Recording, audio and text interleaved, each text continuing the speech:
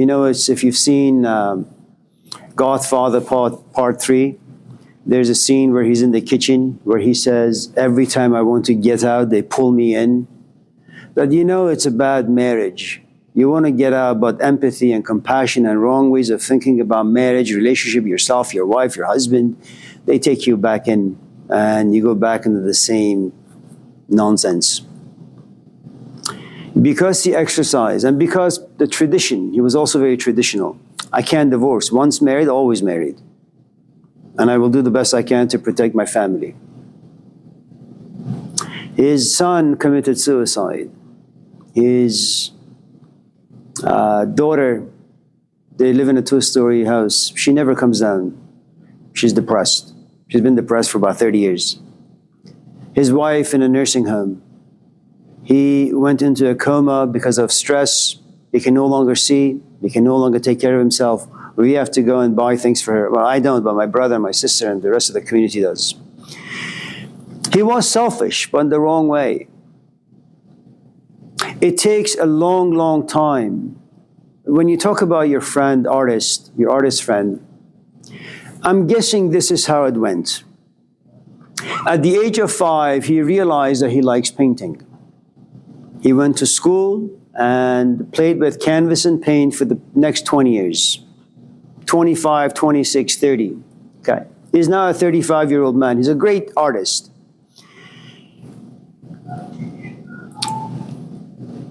He comes back to the matrix because he feels alone. He wants a companion. Perhaps he wants to share his gift with his companion. Hello, Phoebe. And so he gets married. But make no mistake, this is a man who knew who he was and what he liked. He knew how to be selfish. He was an artist. Okay? But once in a while, he came out and he dated. He had sex. He had fun with his friends. And then he did something really, really stupid. He got married. He thought that he can serve 2 masters and love both of them equally. And then he had kids. Then he got lost in the marriage and he got lost in being a father. He also realized that his kids are stupid. Stupid in the sense that they're young. You can't lift your kids to have them appreciate what you do. You can't lift your wife to have her appreciate what you do. You have to go where they are. And where they are is diapers, park, meeting other parents. And where's your wife? Where's the food? Let's go get a sofa. Let's go get a bed. Let's go shopping. And after a while, you have this conflict inside you.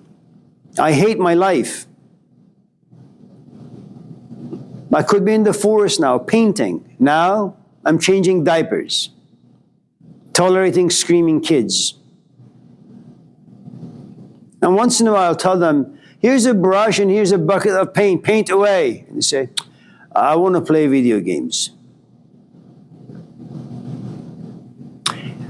And then what happens after a while, you remember who you've always been, an artist.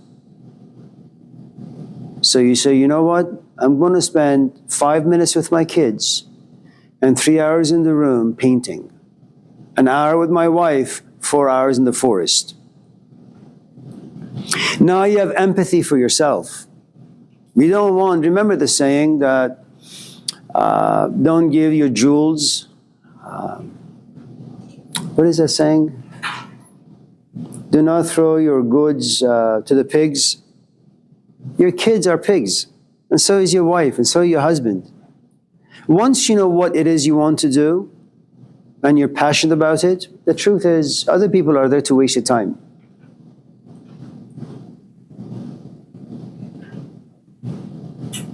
You have parents, they took care of you. How often do you think about them? How often do you go out and take care of them? You do the best you can, sure, but eventually you leave your parents to go live your own life. An artist who is a keen observer of things on the inside as well as the outside says, okay, the kids are going to grow up in this culture, they're going to do whatever, they're going to survive somehow. I am the one who's aging. I'm just going to spend the little time I have on myself. I'm not going to be mean-spirited to my kids or wife or husband, but I will be selfish. Empathy for myself and my time. Now, that's a good place to be. Difficult, but good.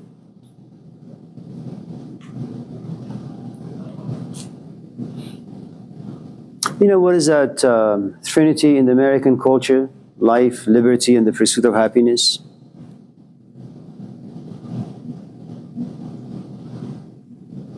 Anyone else? Before we...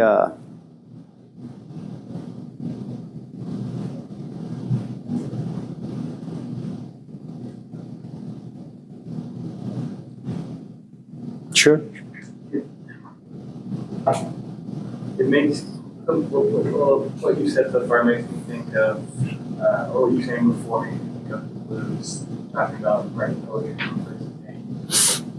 The blues, to some people, make them sad. It all listen to them sad. To me, it gives me a sense of joy. And I think that there's not all blues. There's some bad blues out there. There's some writing music in the style of blues. But good blues is sad, but it doesn't bring, for me anyway, it doesn't bring me down. And what you were saying about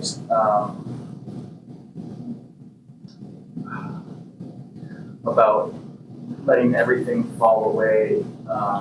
And then moving from there. And I don't know if this is true. It might be the story of Tesla, how he was on a bridge about to kill himself. His life had fallen apart. And they just give him a Tesla. He said, well, rather than jump off this bridge, I could end my life now, or I could do what I want to do. And he spent his life pursuing his passion for physics, logical engineering, and physics, and is that the lesson? Not articulating it very. No, it's good.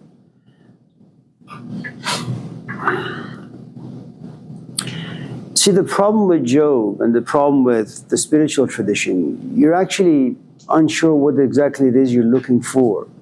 You know, physics is tangible. You know, it reminds me to some extent of Aldous Huxley. You know, I've read the books, I know language, I know ideas, I know, how these things operate. I want to feel them and I don't know how. Do I read another book to feel them? Do I talk to another guru because, Aldous Huxley had ran into Krishnamurti. And Krishnamurti told him that you think too much. You need to experience all the things that you know. And he didn't know what that meant until he did some, drugs, experiments. Someone who goes on this quest very much like Job, you don't know what you're looking for. It's like someone saying, I'm looking for love. I've gone out with 50 people, but for some strange reason, it's very elusive. I want that. And at some point you say, okay, well, where do I go? What book do I read? Who do I speak to about this? And you realize there's no one, you're on your own. There is a trick here. Let me kind of give you that trick. It's a trick, but I don't think many of us are proficient enough to actually make it happen. And I borrow this from, again, a good friend of mine who lived some 7 centuries ago, Rumi. Abhi, there is a mother. And so her kids are relatively older now, but when they were, say, 6 months old or a year old, they're just laying flat in their crib. And once in a while, she goes in there to make sure she's okay, but she's cooking. And she kind of forgets about them. And then at a certain point, the kid wakes up and screams and cries. She's hungry. And she goes to the kid and she nurses him. And Rumi says, if the child doesn't cry, the mother will never hear him. And if the mother never hears a child cry, she will never go to nurse him. But it's the cry that's the trick. And the cry is an indication of pain. And the pain is rooted to the child being hungry, Not abstractly, really, really hungry. And so what you have in the book of Job is a man who cries, but it's not abstract. He literally wants to die and kill himself. And what Rumi says, if you can cry, and if you can be earnest, if your tears are earnest, something out there will hear you. And I don't know at this age, we've all become so callous and so hardened by life, what it takes for us to actually weep. And the sort of things that we weep for, what sort of value they actually have, you know. But at least for Rumi, the trick is, if you know how to cry well, you know, then maybe you'll get an insight or an experience of the thing that's so intangible, something that's out there somewhere, you know. And just in case today you go home and you want to make yourself cry, but the tears don't come out, another trick is you cut an onion, you know, you place them very close to your eyes, you manipulate your physical body, you begin to tear up and then cry, and then all of a sudden, the few tears that you see dropping will take you back to the rotten life that you have lived, and now you can cry really, really well.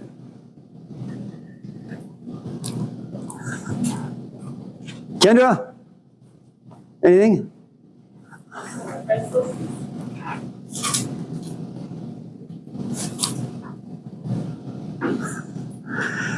Krishnamurti wrote this book when he was very young, From Darkness to Light. It's not very good, it's his poetry, but I think someone else wrote the book for him. But whoever wrote this book, I think chapter 1, section 2, he talks about this traveler, you know, that he goes from the city to the desert and he sees nothing but sand and it's hot and he's miserable. And from a distance he sees a tree. He runs to the tree, sits in the shade, but knows that this is temporary. Eventually he's got to pack his stuff up and continue with the journey.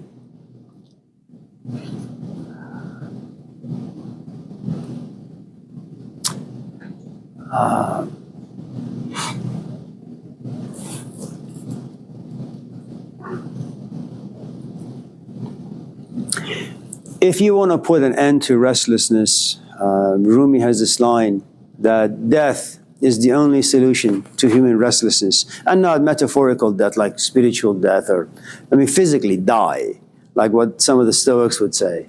Once you die, you just don't feel anything. And if you don't feel anything, well, there is no desire, no ambition, no nothing. You're in complete rest.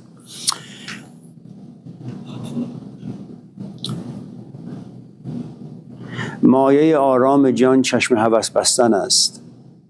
But if you want to find rest, just have no desires, which is so difficult. Thomas Cole, in his last painting, Old Age, has this old man sitting on this boat on this calm water. He's just sitting. There's nowhere else to go, nothing else to do. He's lived his life, maybe foolishly. And there are some few openings, you know, up in the sky. The clouds are relatively dark. Angels are coming down. He knows he's going to die, and he's fine with it. I think when you're young, when you're trying to figure out who you are, what you want to do with your life, you can't rest. It's a blasphemous thing. It's a cruel thing for you to do to yourself.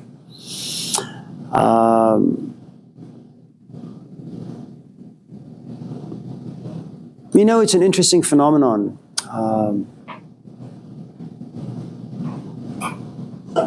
I like talking. I like ideas. I like reading. I like writing. I like being published. All that. But little by little, they're losing. I'm losing interest in all of them. Coming to class, talking about this stuff. And part of it, biologically, psychologically, you're moved towards rest. All the things that used to move you, inspire you, they no longer do that for you. And as the chips fall more and more as you age, rest comes to you more and more. because you just don't care as much. You're looking for a job. I don't care for a job anymore. You're looking for a companion. I don't really care for a companion. You're looking to buy a house, maybe build a life for yourself. I don't care for any of that. Which means that the things that give you headache no longer gives me headache. And that's what happens as you age. As life goes on, you just begin to lose interest in some of those things. But if you're talking about rest at this age, you shouldn't rest. There's still more experiences to be had, more things to be understood. Good rest is only for those who really understand things well. You don't need to rest. If, on the other hand, you're talking about, let's say, my children have died, and I love them, and I can't sleep, and I can't eat, and I'm always sad and depressed and angry, and how do I rest from all those emotions? If you're talking about a traumatic event in someone's life, and they're just exhausted emotionally, and they're praying for the end of those narratives just running in your head, I think it's a season. It's a seasonal thing. You just have to wait. When the right time comes, hopefully soon, then the rest comes as well. You can't force rest. It doesn't work that way. I was, before coming to class, I said, well, let me listen to something that's inspiring.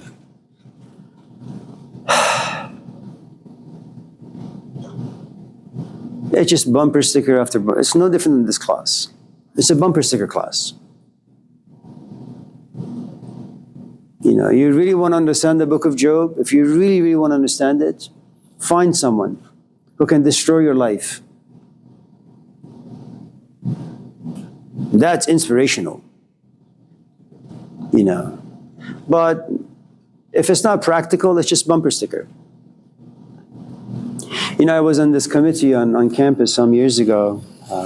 They're no longer here. They used to have it, it's over there. How do you create ethical students? What the hell is that? It's such a stupid thing to say. And everybody agreed, 5 people in the committee. And I had to be on the committee because supposedly I teach ethics. So I know a thing or two about what it means to be a good human being. And at first I said, well, this is Oakland, this is America, capitalism, it's a very disposable culture, individualism. I don't really understand how ethics and this stuff works. And at the time, the dean kind of came down on my comments very harshly. And I realized, well, it's really no good. It's not worth talking to these people about anything. So from that point on, everything that they said, I said, yeah, you're right. Let's have it on the poster. And we got 2 posters from 20 years ago. They're in every classroom. The bumper sticker.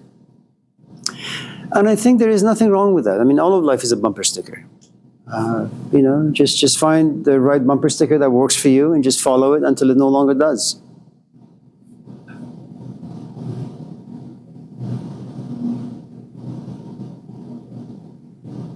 Anyways, you have 15 minutes. It's awful. Anyone else?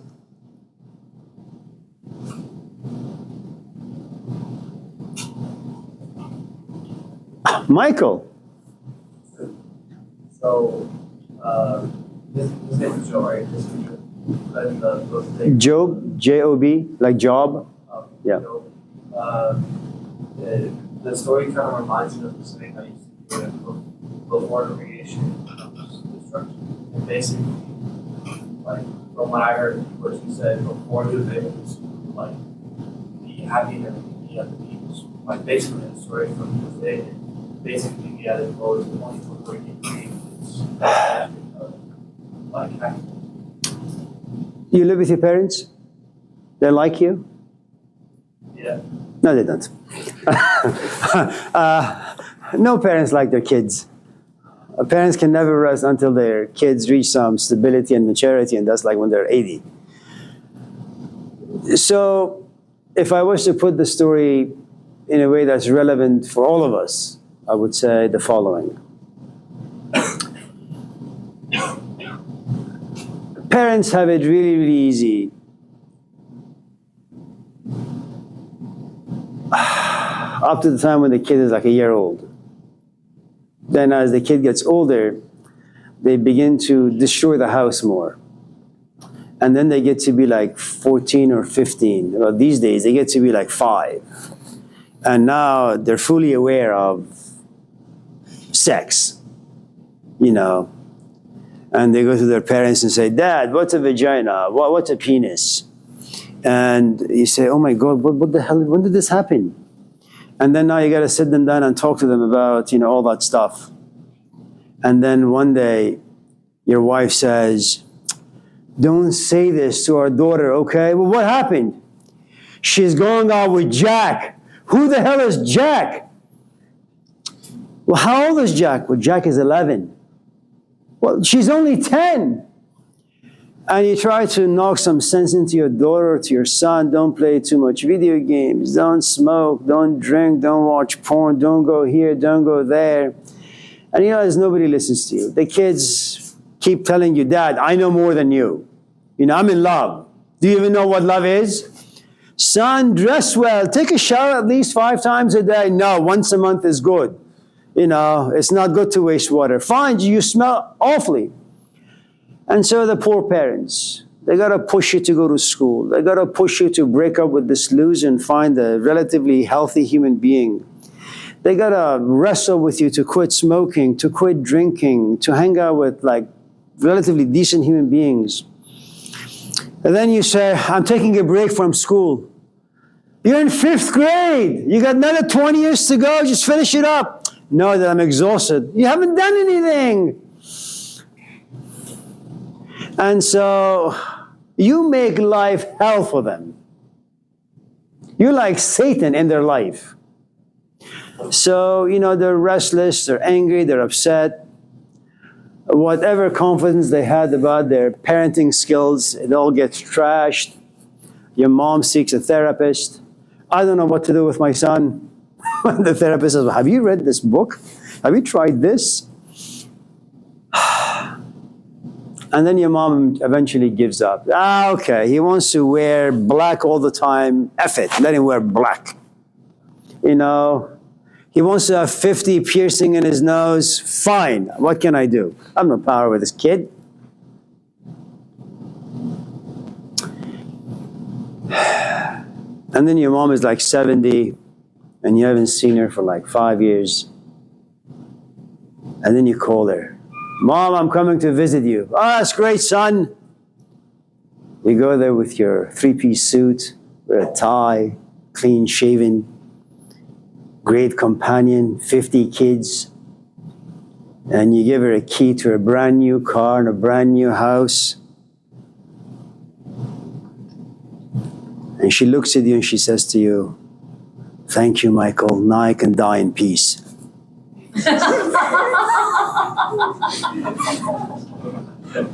That's the story of Job. That's the story of every parent. That's the story of every human being. You know, you think you know, life teaches you what a piece of shit you are. Everything that you touch begins to smell badly. Time passes. Little by little you begin to understand. Then you begin to put your life back together and you do something even more strange. You use your history, you use your past to express how they made you successful. I am who I am because of my past. It's a great place to be. It means that you have learned enough, you have understood enough of your past to make it work for you, the place you are in right now. You know, but, you know, for those of you who want to be good to your parents, you can't. You're all a complete disappointment to our parents. You know, you may have 20 degrees, but they have to wait until you find the right companion, get married, make a mess of it, raise your kids in all the wrong ways, and eventually, hopefully, get it right before they die. Does that, RV?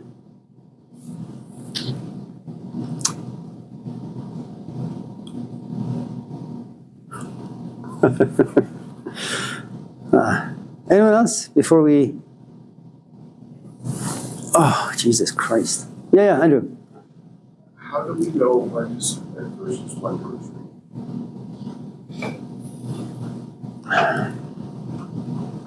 I don't know if you've ever seen Mike Tyson box in his early days in the ring. You know, so you're talking to about an 18, 19-year-old kid whose record is like 40-0. And out of the 40 fights, 45 are knockouts. Okay. So you're this puny kid. Or maybe not so puny. Now you walk into the ring and stands right in front of you Mike Tyson. You go like this and you flip him off and you say, I'm going to kick your ass. You're not going to submit. You look at his records. You see that Mike Tyson fought King Kong and King Kong couldn't stand the chance. You, a 60-pound kid, is now before Mike Tyson, you know. And then you fight. The fight begins. And then he looks at you, you fall to the canvas. You know he's bigger, you know he's more powerful than you are, but no, you know, you say, no, I'm not going to submit. Your ego, as we say in the Islamic tradition, nafs al-ammare. We have 3 egos in the Islamic tradition, not just one, 3 of them. So nafs al-ammare says, you can do it, John, get up. You can't knock Mike Tyson out, you can do it. So you know, get yourself up and you're a little dizzy.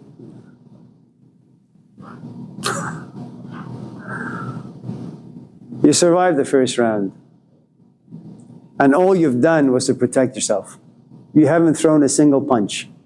But knowing all that doesn't help in you submitting and saying, you know what, I'm done.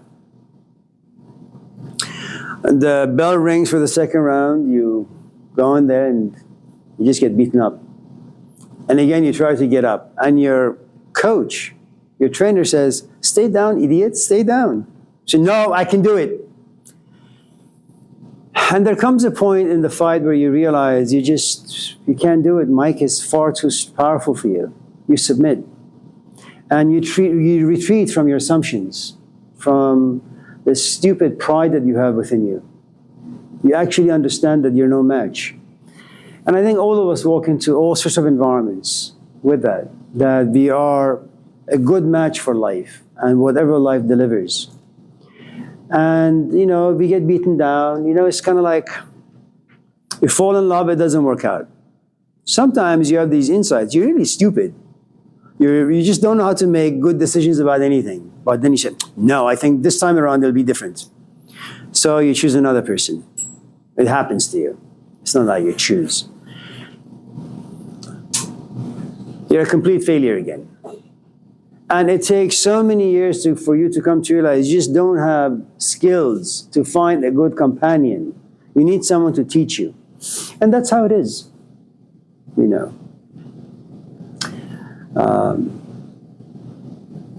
You know, the word education means to bring out. And you have to just sit back and ask, why do you need to bring out anything? Well, because it's not out, it's hidden. Sometimes it's not even there. Someone has to plant a seed and then keep protecting the seed, nourishing the seed for the seed to blossom, to kind of sprout, come out. And to bring anything out, especially if it's lost or if it's been forgotten, it's a painful thing, man. Imagine you want to wear this favorite jacket of yours that you haven't worn for like 20 years. Do you know how many closets and how many things you gotta go through to find the jacket? It's painful. And that's how it is. You know, life eventually has to drag things out with you. The first thing is for you to come to a place where you can witness, kind of see clearly who you are, what your capacities are, and you won't like it. You know, and then you have to be inspired enough, devoted enough to go out there and find the proper tools. And then you gotta spend some time to figure out how the hell do these tools work? And then once you realize that, say, okay, who do I give these tools to? So there are stages, I think. Anyone else with anything that's... we have 5 minutes. Michael? Claire?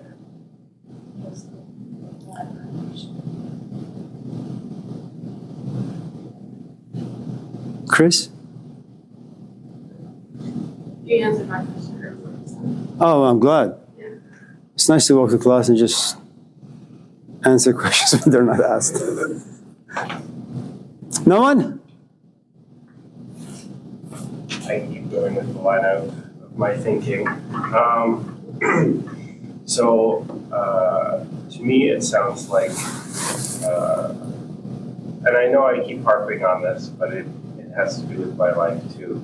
But it sounds like the story of Job kind of culminates into the goal being that you're somewhat apathetic to the outside stimulus.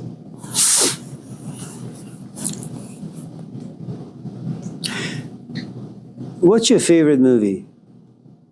Not that well.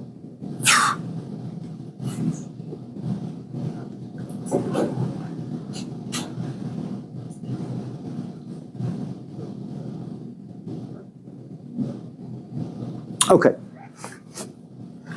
Let me create a scenario. Is that okay? You may be a little too young for this, but it's okay. Imagine you go to a coffee shop. And imagine you're like 50. You're a little tired now. You've been beaten up by life a little. You're sitting and reading a book. Let's just say you're reading the book of Job. And comes in this very, very, very hot woman. And we're assuming you're a hetero.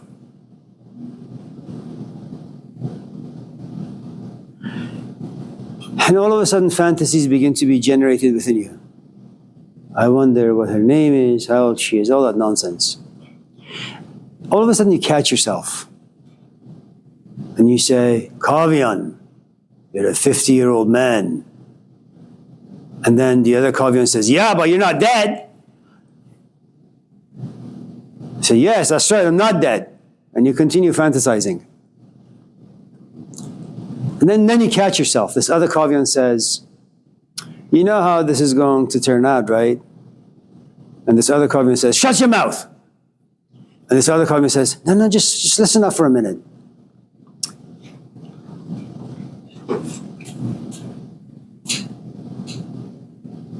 You're going to find a way to go say hello, as you've done plenty of times before. It's playing in your head, you see. You're like the writer, director, all that stuff. And you know you have charisma. She's going to look into your eyes and say, yes, here's my number. Call me right now. You know she's going to talk to you. You know if you say, let's go for a walk, she's going to say yes. You know at a certain point, the weather being cold and she's only wearing a tank top, she's going to say, oh, can I have your jacket? And you're going to say, oh, I left in the car. Maybe I can just hold you. And she'll say, yes. And then you're going to take her home. And then you're going to do A, B, C, D. And then once you're satisfied, you're going to look at her and say, when is she going to leave?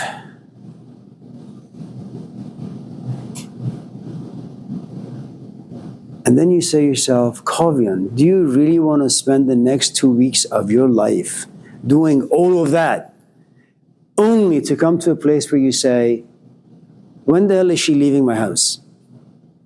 And once you get there, you realize you're really not interested in saying hello to her.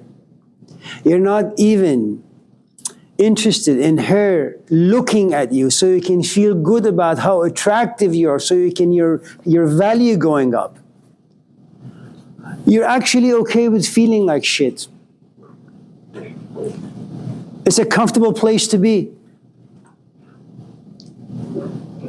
And all of a sudden you realize it doesn't matter who walks in the coffee shop. It doesn't matter how attractive they are. You know how the story unfolds. It's like watching the same movie 50, 60, 70 times. After a while, The scene that inspired you, excited you, it no longer does.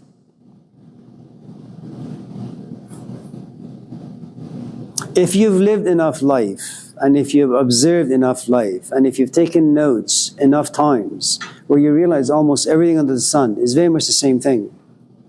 The degree is no different than marriage. Your children are no different than marriage or degrees. Buying a car is no different than going to school. They all end up the same. Desire, satisfaction, boredom. Then why do anything?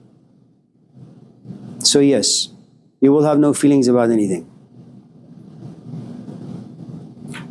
But you don't want to do that. That's so you guys should go out there, and when someone looks at you, find a way to say hello. My apologies for today's class. So take care of yourself. It's good to see all of you. And sign up for his class. Chris Rubin, Philosophy 1, short term. I think begins October 16th. Have a nice day. Thank you. Take care, Michael. Good to see you,